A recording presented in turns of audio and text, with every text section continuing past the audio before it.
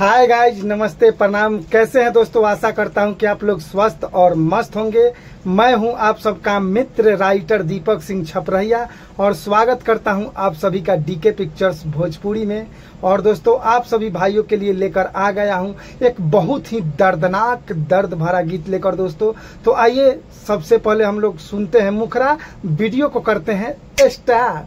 जिंदगी में अइलू, दिल में दर्द देख के गइलू। जिंदगी में अइलू, दिल में दर्द देख के गइलू। झूठ मूठ के प्यार काहे हमारा से कइलू। हम तो अनजान रही आपन बनइलू। हम तो अनजान रही आपन बनइलू। कोई के सितम गर जियते मार गइलू। जिंदगी में अइलू, दिल में दर्द देख के गइलू। तो दोस्तों, अगर आप लोग हिंदी, भोजपुरी, मैथिली, मगही भाषा में गाना लिखवाना चाहते हैं तो आप संपर्क कर सकते हैं। नंबर है 6203408047।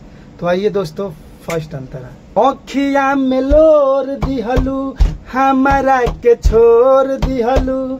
का रहे मजबूरी जे मुहावा तू मोर लिहलू। अखिया में लोर दिहलू, हमारा के छोड़ दिहलू। का रहे मजबूरी जे मुहावा तू मोर लिहलू। सारा आरमान के खूने खून कइलू। सारा आरमान के खूने खून कइलू। झूठ मूठ के प्यार काहे हमारा से कइलू। जिंदगी में अइलू, दिल में दर्द देख के गइलू। समझ न आवे कुछो मरी के जी। बैठी त नहाई में भरहिक पी।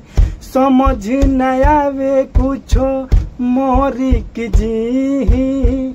बैठी त नहाई में भरहिक पी। दीपक सिंह के तू पागल बनइलू।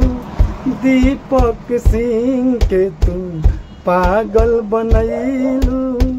जिंदगी में अइलू, दिल में दर्द देख के गइलू।